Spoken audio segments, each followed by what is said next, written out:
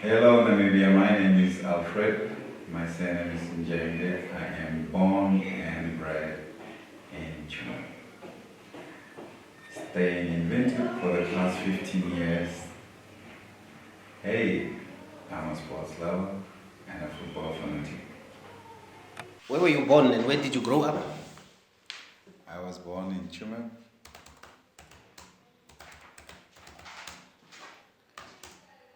Grew up Tsumeb. Grew up. It's unlike me. I was born at Nomtop and grew up at Nomtop. Non-so. No, Chuma. Konamshawa. Okay, Soweto. so when did you start playing football? When? When, yeah. I started at the age of 7.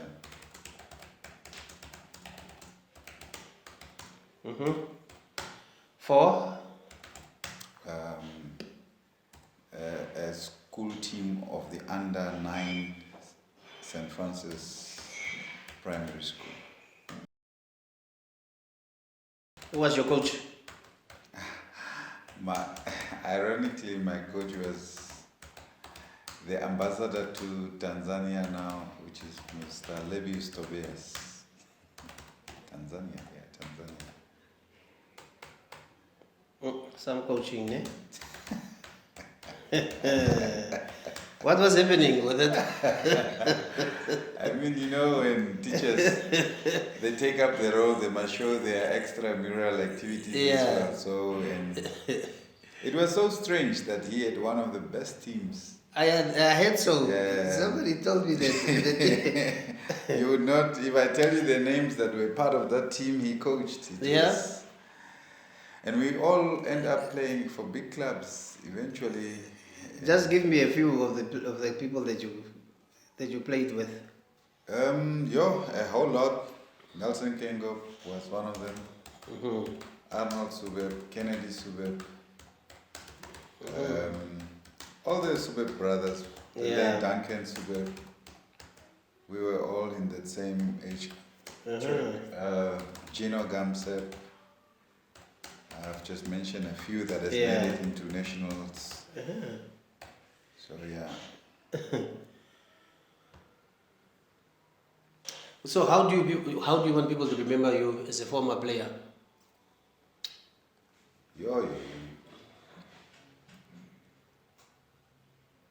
Probably the impact you make when you are around, the presence you apply, and always encouraging, and the positive outlook of things, in as much as they are challenging. Sometimes you always try to encourage your players, your fans, to be behind you, to rally for what they want to achieve, which is most probably a precious 3 points, or if it's a draw, you want to fight for a draw. So my impact in football want to be remained as influential, motivational, and probably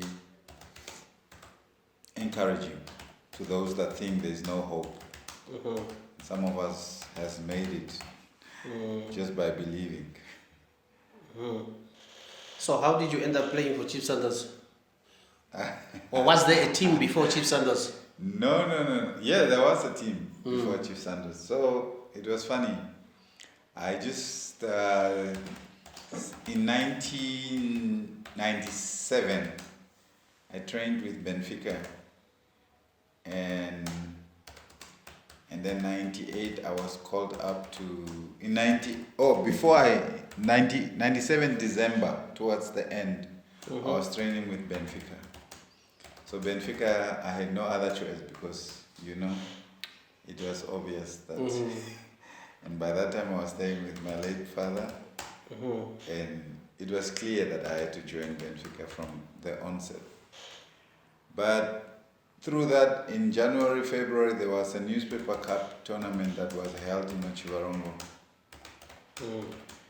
And I think Geros and a few other players were there, senior players were there to scout. And then I caught their eye, and from the newspaper cup, I was directly roped into the Chief Santos squad So training. the newspaper cup was now before you started to train with Benfica, or no, after? After, Oh, after. I think okay. the year they're on, which was 1998, I think. That was the first newspaper cup I was part of. Now, Which was a there was regional no, cup. after joining Benfica, then now, after the newspaper cup, there was no squabbles at home. The squabbles were big. I did not even play a game for Santos. That I had to come back. So play a season with Benfica, and then I was too young. I mean, Yeah. 98. I was 17, and I was not near maturity. but Maturity, yeah. Definitely, you will sit over a senior player. Then that time, people will not select you based on tactics. It's about how big, Yeah. how strong, and according to the opposition you will be facing also. So we were preferred as more players that can come in, do a trick or two, and probably help the team. Okay, now, then you spent a year. So I spent a year and a half, which is a season and a half with Benfica. At the end of 1999, towards 2000, I decided now, I'm swapping the ships. It was also a big fight because I remember my father's friends came home, and then one Monday morning after training, I was coming from training and I found the late Saki, Uncle Liki, the late Shomer, and Draka. So the boys were sitting. So now imagine I'm coming from the training from Chief Santos. And these gentlemen are sitting at home and at my father's house. So I have to pass through there to get into the house. So I cannot tell you more than that, and you know how it feels when these guys feel that this guy is from Benfica, is Puma's son. There's no way he's had to choose the opposition on top of us. So Those years was not a joke. yeah, so I had to explain to them. Luckily, in that time, I was also selected to represent the under-17s, and then my only escape way was to tell them that I cannot play in the first division. Yeah. And then Benfica was relegated that year, I think. Yeah. So I told them that for me to be playing into the national team, I have to be playing or to be part of a team that is in the Premier League. Premiership. And then we soften up. And then I told them that I'm going on loan. I still have that loan letter that they signed that day. So yeah, and then I went on loan, played for a season or two. I think 2001 or 2002 I returned again to Benfica, helped them get promoted to the Premiership. And then they got relegated, and then I moved on. I stayed with Santos until I left to Norway and Sweden. Yeah, that one I can relate to. I've been in the same boat. Mine ended up being chased around discos, but having been the crazy guy, I was also, so they were very careful to approach me. The arrogance will help you. Yeah. And also, we are from Soweto, so... Yeah, but there were fights. They were chasing each other with pangas from one house to the other one's house. Yeah, it's not a problem. Hey, it was not a joke. Yeah. And calls of Redid Andisa and those things. sold out. So, okay, you started playing with the under-17s national team. So, which age groups did you also play for, national team? I played 17, 19, which by then was a merge of NSSU and under-20s. So it's under-20 basically. We played the Gothia Cup, we played the Westphalian tours that were always coming to us.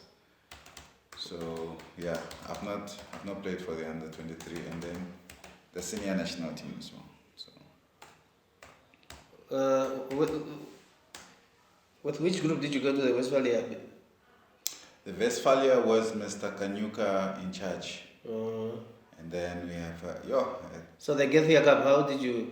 Because there was a team which won the Gothia- Gothia Cup. I don't understand which one was it. I But I think it think was Quinton, the ones ahead of us. Yeah. Quinton, Jeffrey, Nicodemus, them they won the Gothia Cup. I remember Hansel Subeb was also in that cup. So we were Rian Clutes, Rudilos, Ellington Chirimuyes, Dalian Meade was our captain, Fong Xienuna, a few. We also had Damasep Kini, and then Nanusep also, Robert Nanusep and Kini also. They were also in our. Charlie Osep was also in our team. Robert Nanusep is which one? He played for Life Fighters and he played for Santos briefly as well. Yeah, Robert stocky Nanusep. one. Yeah, stocky. okay. It's a defensive midfielder. Ivan Namasep was also part of this team. So we were now from the North Central region that went. That time was the regions now. Yeah. Which year did you join the Brave Warriors? My first training camp was in 2006. So since then, I was on and off, and I was more irregular between 2008 and 2010 for the collabs.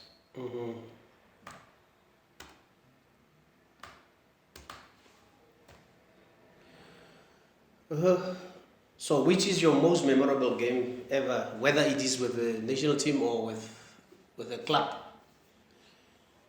Which one is the standout one that you until today sit down and say that day it was happening for me? It was, I will only remember a beautiful game. Chief Santos versus Benfica. Both. It's a pity those derbies, they don't get to be recorded by then. Yeah.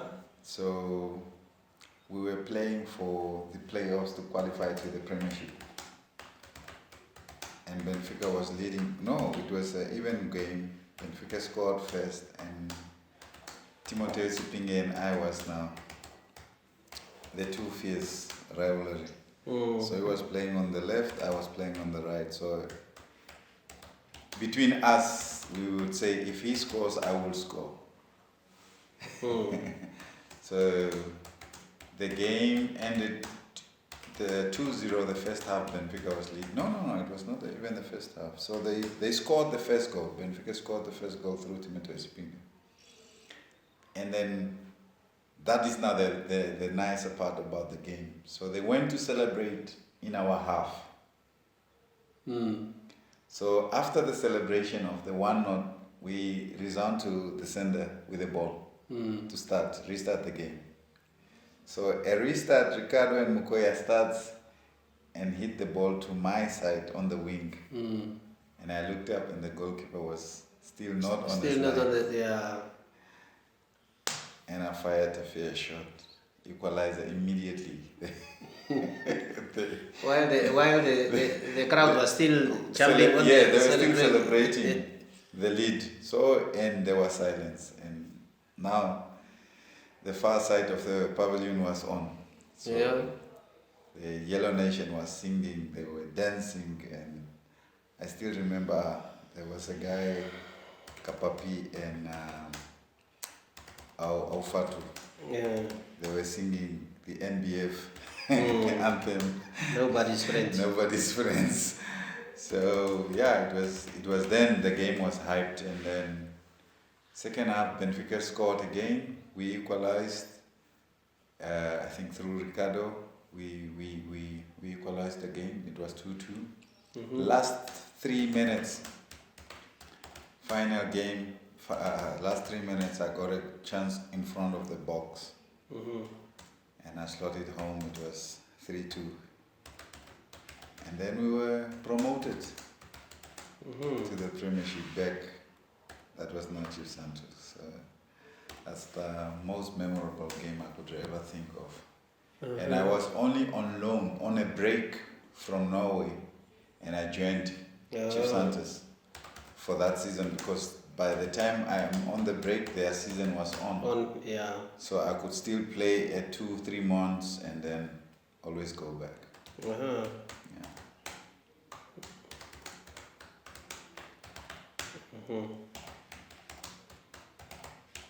Hey, we hit 1-5-5 with Benfica. Stalemate. Oh, it was danger that day. Benfica made it 2-0. Before halftime, we made it 2-2. After halftime, we made it 4-2. Somewhere there, Benfica made it 2-2. There were 10 minutes, maybe, or 5. I thought I got the winner, 5-4. And then we were just celebrating, and just a long ball from the center, Leaky just blast from the center. Just a center ball. He hit it because Dave was now at the off his line there, and Leaky make it 5-5. But Jesus, until today, that match, oh, I will never forget that one. It was something else. Wonderful. Benfica and Santos. So bad. So now, what would you say? What characterizes your playing style? Was it skills? Was it endurance? What was it? The whole package. I was lucky to have a little bit of everything. Yeah, because in the position I was playing, I started off as a central midfielder, for example. My distribution was good. I could pass. I could. But then I was more firm. As I was growing, I went to the wing as a winger. My ability to take on defenders, I had the pace, I had the aggression, and also I had that little edge of knowing when to go and when to not, especially when you are playing a tough opponent. So the characteristics were definitely the endurance, because when you are with Chief Santos, you know that you are trying to last. Yeah. So, and you are trained beyond the 70th minute. So the endurance was good for me. Yes, I packed a good shot in my, if I could hit a ball, I could. My crossing ability was very good. And Left, right, anyway. Overall reading of the game was very key for me, because that's where I could understand the dynamics of helping my team players in arranging them, in setting them up. So I did not really need stand coaching about that. But personally, my abilities was more flair. I love flair. I could do anything I would want with it. But when I went to Europe, I dropped and lost everything. Yeah. So it became a basic thing: moving to space, play here, come back, and be in the system, not create a system. So when did you make your debut for the national team? My debut was made. Official debut was 2009 in India. We played a friendly against India, and then we had another friendly against Botswana. How did it go in India? We lost 2-1. I think, yeah, we lost 2-1 to India. Their own goal. You lost through an own goal? Yeah. It was a ball against Toromba, and then it was a fumble. My official debut was a Nations Cup qualifier, and that was in Banjul in Gambia. That was also a beautiful game for us. We lost 3-1 and then we beat them the second leg here at home to advance to the group stages. How much did you win here? It was 2-0. 3-0. 3-0. 3-0. Mm-hmm. Which year was this? The World Cup qualifiers was 2009, 2000. The game against Gambia. Is it Nations Cup qualifier? Yeah, Nations Cup qualifier. It was 2010, September, after the World Cup, after AFCON, yeah. Is it 2011? 2010 or 2011? I'm not sure. Yeah, okay, but it's easy to get, maybe to check on the... So what other sports did you do besides football growing up? My dear sport, and probably you will understand when I tell you that I used to own a golf course in the Dongyveld. So not many people will understand where that is, because our houses were the last ones on the edge of the so my course would start there.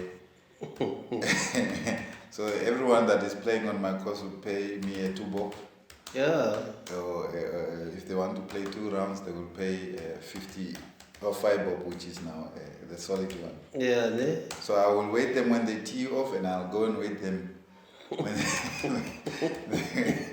they are coming to. So the business mind, it's not a joke. It started already then. Of course, and you know how my mother was at home as well. Yeah. She would do. You guys were there. You would come. You find she had a Discord just to raise funds for us or for meeting the ends meets. So the concept started there, and we were growing up in Soweto. You see people doing things. I mean, everyone wants. If you want to earn, you have to sell something, or you have to be part of something that is making you money.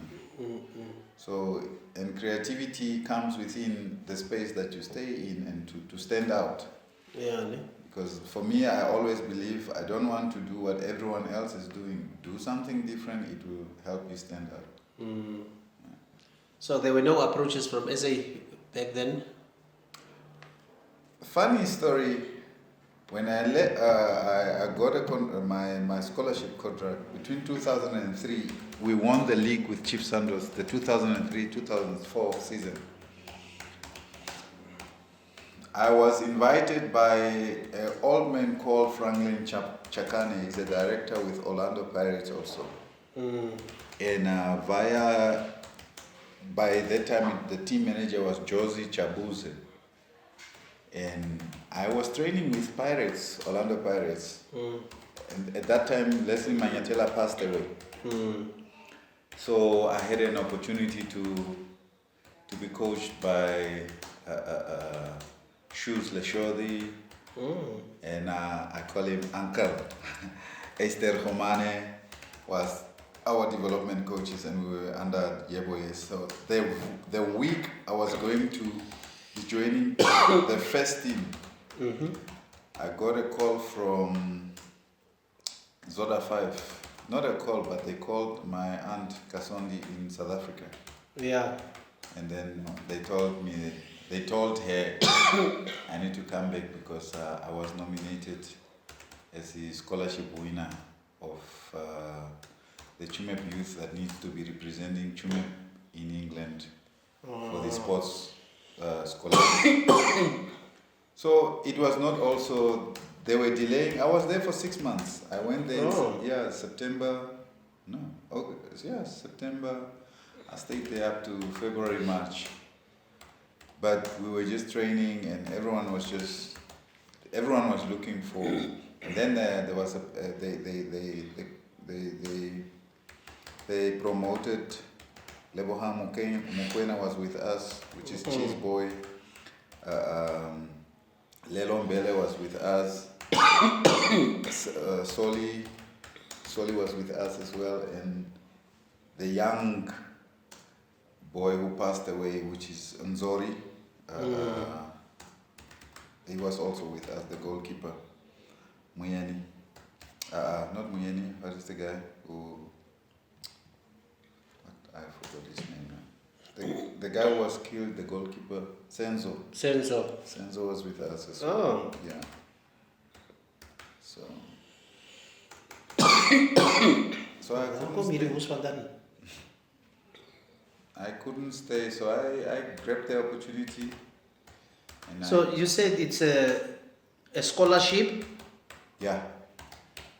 For? Sports and leisure recreation management.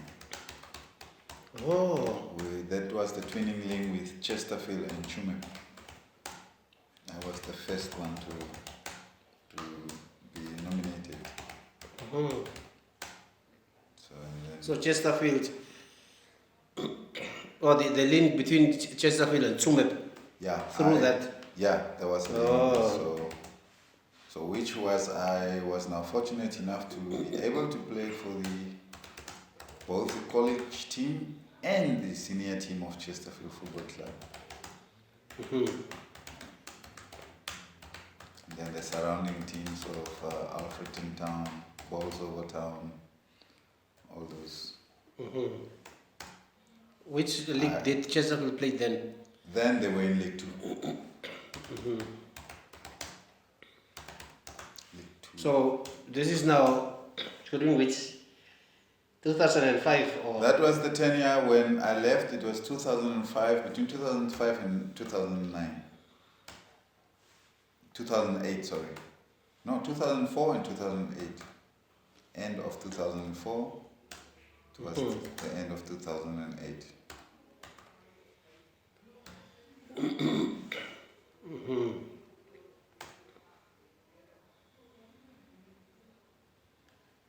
Okay, a few countries against whom you played for the national team? That I can... Sure. Okay, Gambia,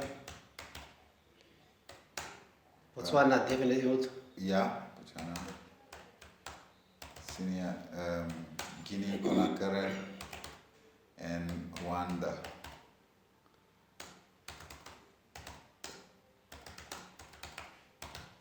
That's where for the senior team. Yeah. Mm-hmm.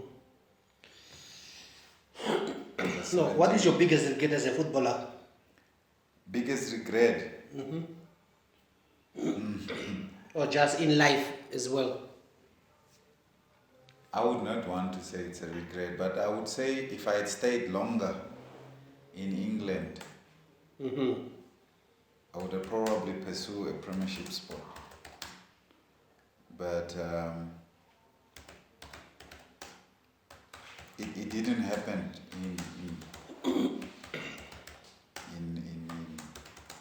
in the time I wanted it, but because it was frustrating. To be in the premiership, you had to be playing in 98% of your games in the national team, and your national team has to be ranked between 70 and 75. So is it still difficult while you are that side? Of course. So it's still relevant then? Yeah, because sure. The reason you've been there is not as you went there to study. Yeah. So your portfolio doesn't qualify you as coming straight from a youth development in England. You must have to be having a track record of at least 5 to 7 years of youth development in England. So that makes life easier for Ryan Nyambe, for example. Yeah. So.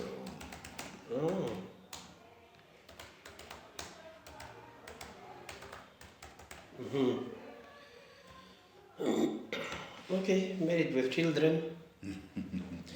I was present. What year was it, Vieruga? 2015. 2015. How many lighties? 4 boys and 1 girl.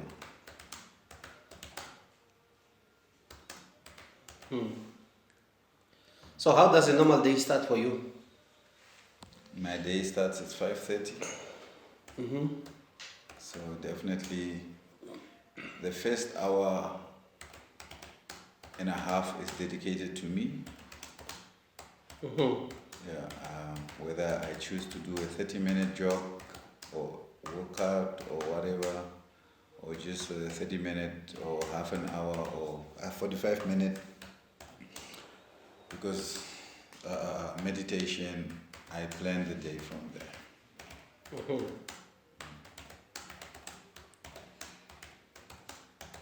So it's routined. That's now in the sequence of Monday, Tuesday, Wednesdays to Sunday. Mhm. So whereby I know that the Wednesdays and Thursdays when I'm around from 5:30, from 6:30 I have to take my dog for a run or walk in the bush. In the afternoon. No, mornings. Afternoon, sometimes when I'm free of most of the items that I do. Mhm.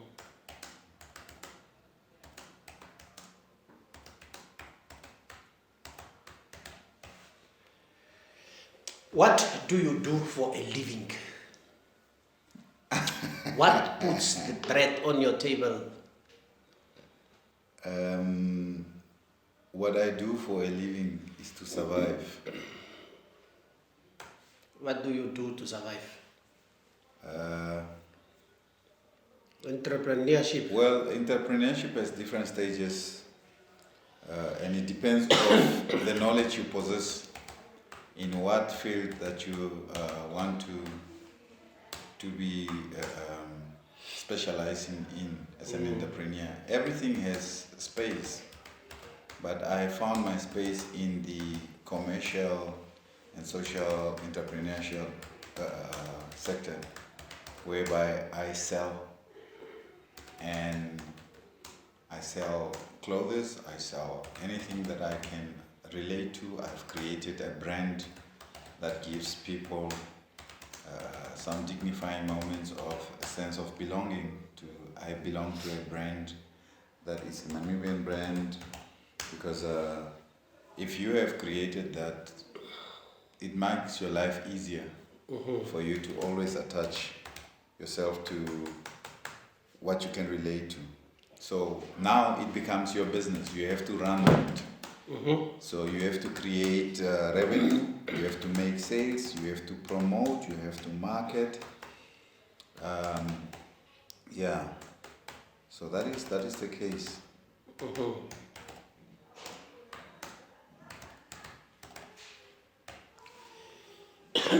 What is your brand? It's the beloved 609 Sportswear, Africa. This brand is for Africa. Now, where does the name come from?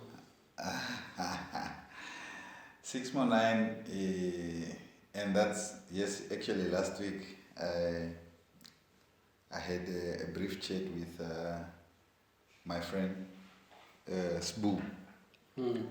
DJ Sbu, who is the owner of, the co-founder of also Morfire and TS Records. So there was a time he and Zola was doing a song. So always in their hustling mode, they would say, whether it's a 6 or 9, it has to happen. Oh. So it's also a boil down of a slang from a Zulu and a Xhosa slang. Yeah. So in them they say whether it's a 6 neo 9, it has to happen. So for them, I thought, why are these guys talking about this inside? And then my friend and I, Ricardo Vetbian, used to listen strictly to all the albums Zola or Sbu was releasing. And there was a song also. So, but before that, we had an African saying of saying, with or without you. And if you could remember, probably the first taxis in Chumep were branded by us, which was made of Sonario or with or without you. Oh. So then we turn into the effects of change. So I call it's the effects of change. 619 is the effects of change. So the outlook of positivity. So when you Google 619, it will give you the definition of effects of change. So when you go deep into the slang, it's definitely from the Kasi. So which is also misinterpreted sometimes with the other 69. 69. Yeah, which was a very good year. Yeah. So now, did I not look well, or but I think is it Royal AM or someone I saw they were having, is it socks or something, or is it the whole entire outfit? It's the outfit. It's the outfit, Yeah, yeah. it's the outfit. We dress Royal AM. We've been dressing them since 2018 when they were in the championship. In the what Motsepe? Yeah, but it was on ad hoc. And then now that they have created a fan base, we created, and that's where you see our replica jerseys being sold in their shops. Yeah. You will see the brand all over. Whatever they wear is also branded 619. So which is a good thing for us. They were the first team to take us to the world. I mean, they put us a good mileage of Yeah. So the takeover is coming. We will be dressing the new season. We will dress the female team as well. That we have sealed. They are the female team. Yeah. So that is also signed. Yeah, I can confident. So I think I saw. Yeah, no, there were pictures most of you on Facebook with the owner. Yes.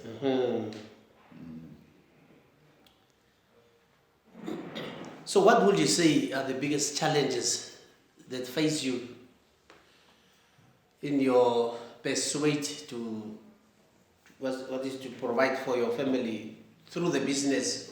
What challenges are there? The biggest challenges here is when you are building a brand, people do not understand the ups and downs you are going through, especially in the procurement sector.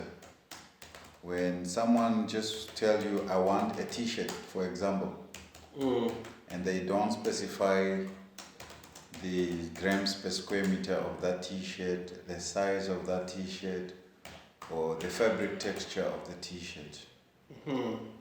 And then they ask you, how much is that t-shirt? And you give them a price and they will tell you, it's expensive. Or they come and feel the quality of the item and tell you, it's not a good quality. Yeah, but he did not initially tell you what quality. Yeah, and then this is what I've been facing all for the past 10 years now in the industry. Because people don't even know their sizes. For example, if I asked, what is your size? You will tell me, normally I wear a extra large, but I can fit in a large. Yeah. But then you expect the next person to give you a perfect size by just looking at you. So that's why we have now created a system to be supplying tailor-made productions, where we come, measure you, and make it according to what we have measured you. So that is the difference we portray in our space as manufacturers, and it's a daunting task to educate people. And for example, the reason they need the attire for the weather they are going to wear the attire in, what time, how long the durability of the attire. These are all the things we need to educate people for.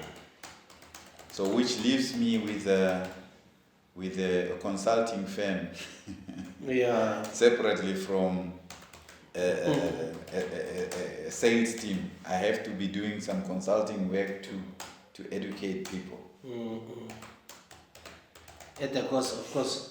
At the cost that nobody wants to pay.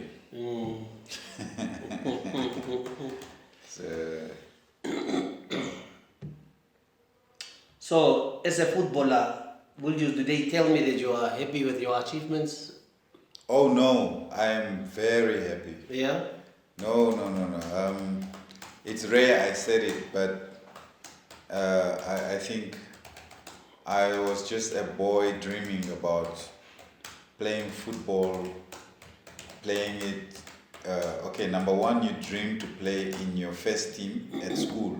Yeah. From your first team at school, you want to play into your regional teams. From your regional teams, you want to play into your national teams. From your national team, you want to play abroad. From abroad, definitely, you want to be a household name for your country. So I think I've ticked all those boxes.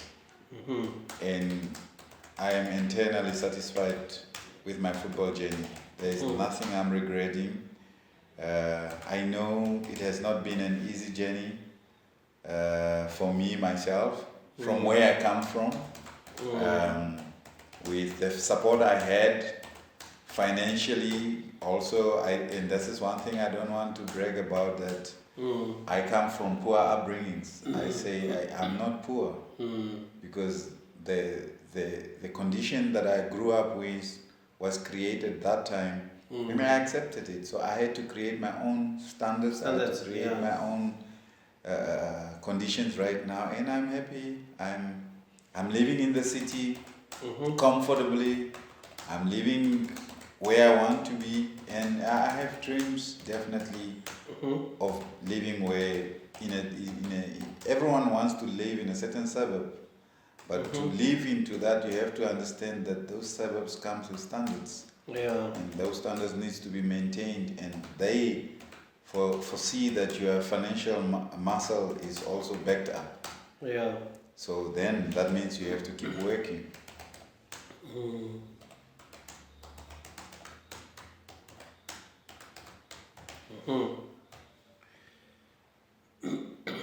Okay, this one is obvious. Coming from a background as a father, how did you adjust to life as a father? So, who would you say was the biggest influence on your football career? To be honest, nobody influenced me more than my uncle, who is a brother to me, who is Hafeni, Chikomba. I used to steal his boots, for example, to go and play football.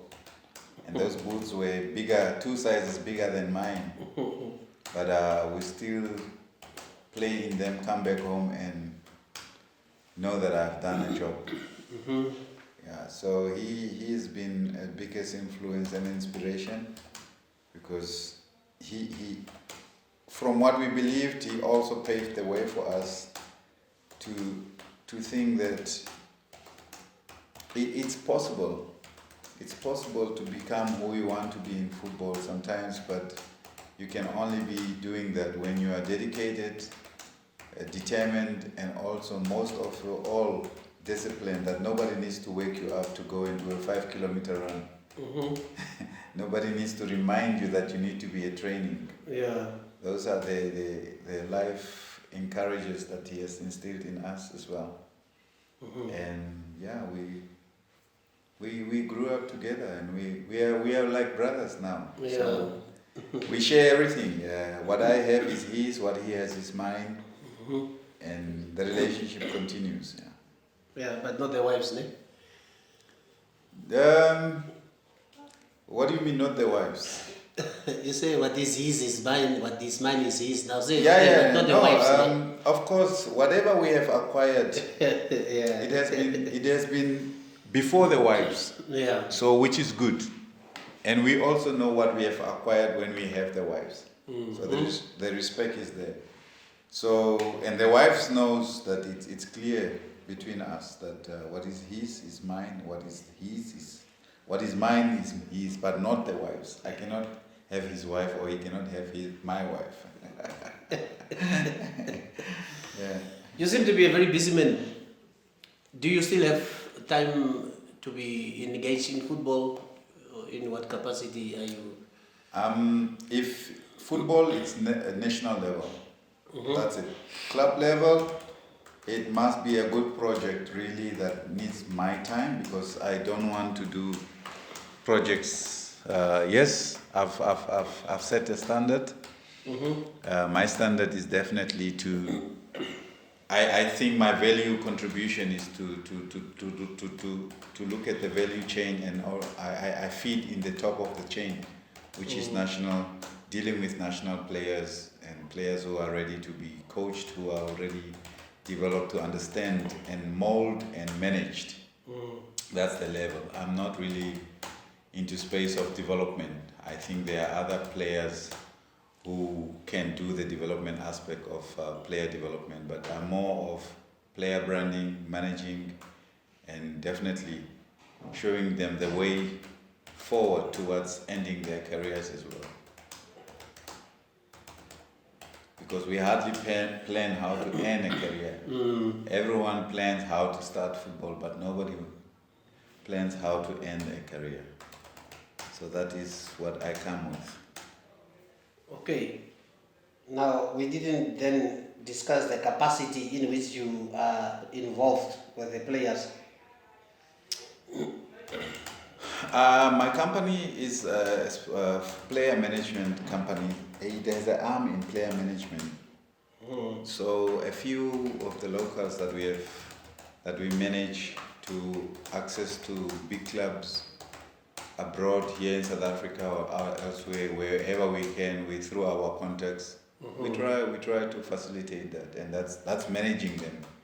But also players come with different illnesses in that sphere. That if someone manages you, they think that someone eats their money. But if you are the sole owner of your bank account. Yeah. So whatever happens around there is not your manager. So your involvement in football still is player management? Yeah. Okay. Yeah. So you don't coach? I do coaching. Like I said, my coaching, I've found my space in which is my, I do my fitness coaching. So with a combination of, what do you call it? Analyzing, game analysis. So I can analyze and record and do a video for you and give you your pointers. That's my space.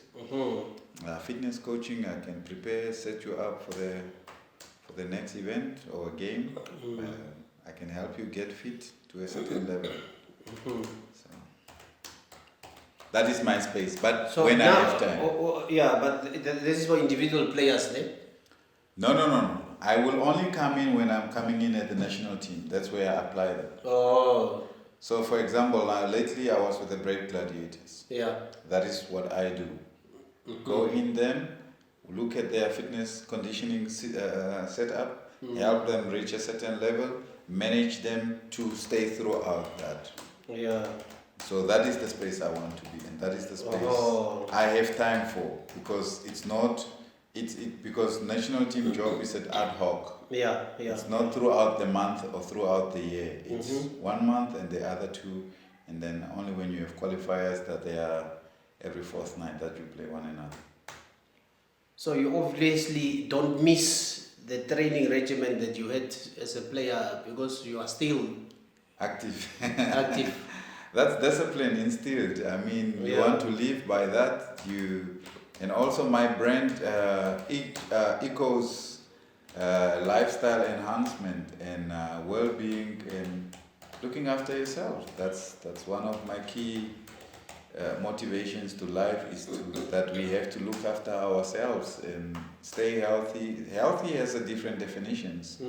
Healthy in mind, healthy in the body, and those aspects is what we look into. So if you are blessed to be healthy in all, you're good. You're good. Yeah. So, but you don't miss playing football? I play a lot of social football. Are you also with Away? That is, Away certainly is. I'm a founding member of Away. So if I move away from Away, I move away from football. But that is our beloved. But you have been also playing. Is it the Chumeb Masters? Masters. There are 2 things that can happen with me, and Away has also given me the blessings. When we are in a tournament, I can only play for Chumeb Masters. When Away and Chumeb are in that tournament, I will play for Chumeb Masters. Oh, even if you end up in the same tournament. Yes. So if I play in any other tournament that Chumep Masters is not there, Oh, then I play for Awe. okay. Oh. See, they want to win something at Korijas. They won, yeah, the Granite Cup. Mhm. So can you tell us if this is the way you have imagined your life after football? Pardon? Or should I put it, is this the way you have imagined your life after football? Yeah. I think I am not where I want to be, but I'm actually grateful where I am currently. I would lie to you if I said this is what I've envisioned life after football, because to be honest, I've envisioned something else, which was probably entering a structured coaching area, which I wanted to retire. For example, I wanted to retire in Sweden, where I can do coaching for a lifetime. Mm-hmm. Yeah, but it never happened, so I had to adjust because when I got the injury, I could not live longer in Sweden, and I had to adjust. So, and then I remembered someone reminded me of what I went to study for. So what I went to study for is currently what I'm doing, which is the leisure aspect of sports. And into the commercial space or finding a business within that space. So it's either I was going to have a recreational park or own, which I have done. I own a gym. I've set up gyms all over the country. I can live by that because it's a business that can support me financially. So I just need to create a lengthy and a durable business model for that. But it costs money. So all my money is probably, all the money that people see is probably parked in my avenues. So you've played football, you're abroad, where's all the money or whatever? Yeah. So, but whatever I'm doing currently, for me to be visible and relevant in what we are doing as former footballers is to put money into staying relevant. And it's not easy because now you can imagine for some players who are out there in limbo, they can't even afford to take a taxi from Katutura into town. But it's people who used to earn money too. So where did they put their money compared to where did you put yours and how is it sustaining you? Sure. So, what is the biggest thing you missed since your days as an active footballer? The biggest thing I missed probably is the crowds. In the stadium, when you walk into a stadium out of that tunnel and the meet and greet of the opposition team, and you look at the stand and you see people chanting. Just that start already raises a certain level of adrenaline in you.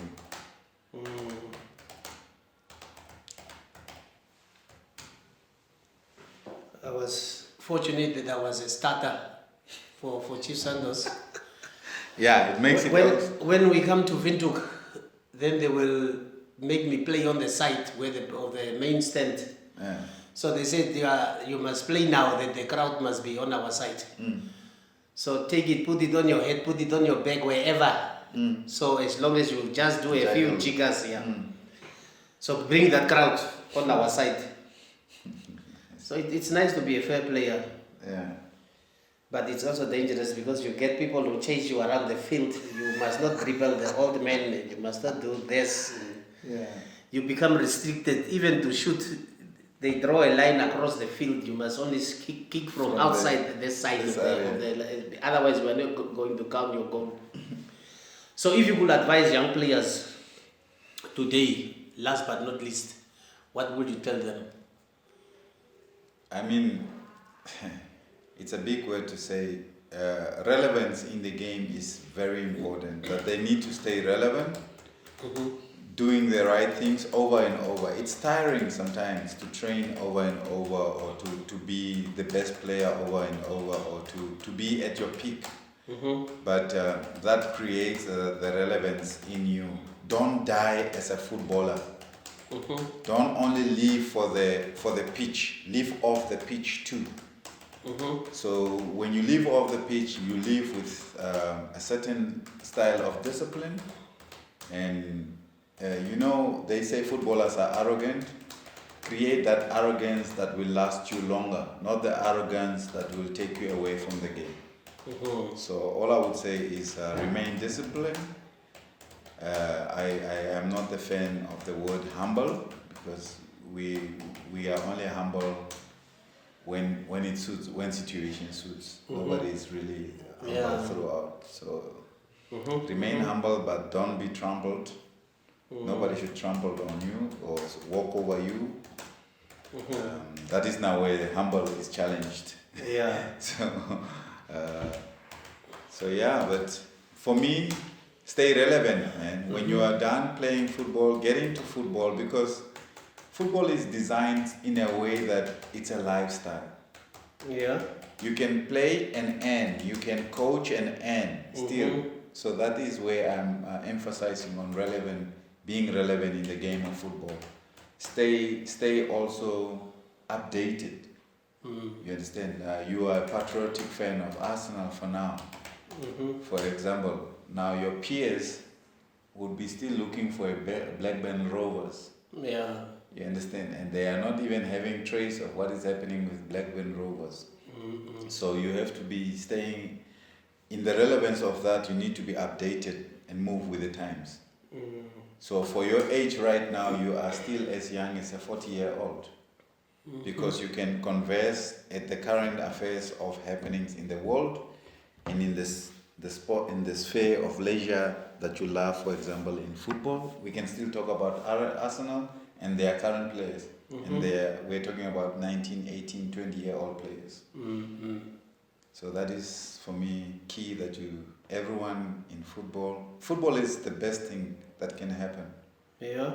Yeah, football, if you chose football, is the best thing that that can happen to you, is football. Because it has a life before it, after it, it doesn't die. It doesn't die.